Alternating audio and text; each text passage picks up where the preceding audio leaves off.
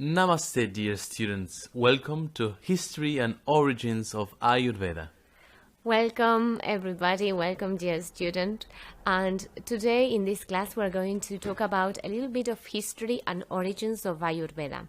We are not going to delve too much into the history of Ayurveda, but we do consider that knowing a little bit of how Ayurveda was born is very important to bear in mind the profound knowledge of Ayurveda. So the important things that we are going to discuss of Ayurveda are these 5 topics. The first one talks about how old Ayurveda actually is. And Ayurveda is actually 5,000 years old, or maybe more. And it is the oldest traditional medical system that is still being practiced nowadays. And that's the important thing. It's not only how old it is or when it was born or founded or discovered, but the fact that today, nowadays, we can be treated by Ayurveda doctors and experts, and that it still works. That is fantastic, that we can use Ayurveda to reach a healthy life and to help us overcome different kinds of diseases, from the simplest to the most complex, and that it works, that it helps us reach a balance and an equilibrium in all our bodies, meaning bodies, the physical body, mental, emotional, and spiritual bodies, and that nowadays we can use this kind of medical system to have a healthy life and a good quality of life. Another important thing is that Ayurveda was born through divine revelation. That is very interesting. Many years ago, wise men called rishis used to meditate, and during these moments of profound meditation, they I'm not going to say discovered, but they were enlightened with these principles and maxims related to nature and the connection between man and nature, and they started to collect all this knowledge that they acquired through meditation, and that's how Ayurveda was born. The Ayurveda that we know today was composed by different books, very large books, which many of them were destroyed during wars. This is very, very sad. But the important thing is that Ayurveda was transmitted through oral communication. So that's another of the maxims, that Ayurveda was born and was shared through oral transmission, through maxims and aphorisms. And this is very interesting because every person who wants to delve into Ayurveda, wants to read Ayurveda or read Ayurveda books or theories, you will learn that it has like a poetic essence. Everything that is written can be interpreted in different ways, in a very superficial way, talking about maybe a disease or an imbalance of the body, but it also talks about an equilibrium in other ways and in other parts of our being.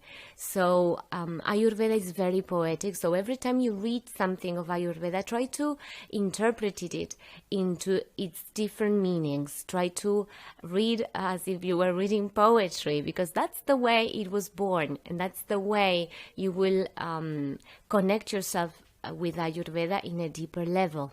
We will talk about this later on when we describe the different theories, and you will learn that all the theories have like a very concrete, very easy way to understand them, but they also talk in a very profound way, describing energies and how energies behave. Another important thing is that when Ayurveda was born, we're talking thousands of years ago, there were 8 branches that were being practiced, and these 8 branches of medicine were internal medicine, surgery, obstetrics, gynecology, otolaryngology, ophthalmology, pediatrics, and psychiatry. Remember that this is 2018, this very moment when I'm talking, but many thousands of years ago, we were talking about principles of psychiatry, and that people were treated through psychiatry with absolutely no laboratories, no buildings, no nothing. It was treated in a very natural way, and it worked. Just like today, it works, even with traditional medicine that we know. So this is very, very interesting. Another thing that we want to discuss is that in 1985, the World Health Organization accepted Ayurveda and yoga, together with yoga, as a medical system. So Ayurveda is not a complementary medicine, but it actually helps any other kind of medicine. So it's not opposed to traditional medicine, but it actually helps traditional medicine work better. So these are the most important things that we wanted to share with you about Ayurveda's origins and history. You will probably have something to download related to all this information if you want to keep on reading about it. But these are the things that we want you to keep in mind when you try to practice and when you delve into all the different theories that we're going to discuss together. We are talking about a living thing. Ayurveda is a living thing. It's a process. It's not just something that is static, but it's actually a dynamic style, a path that can help you be healthy. But it's an art. It's an art of living. So you have to practice it and connect yourself with it in a very respectful and also a very tolerant state of mind. Even if things don't work at the beginning, which I'm not really sure it will happen, but even if they don't, or you think they don't, there is some kind of transformation in the inside. Some things are getting adjusted within you. So be patient that everything follows its natural course. So thank you for listening to this class, and let's continue with the next one. Have a very good day.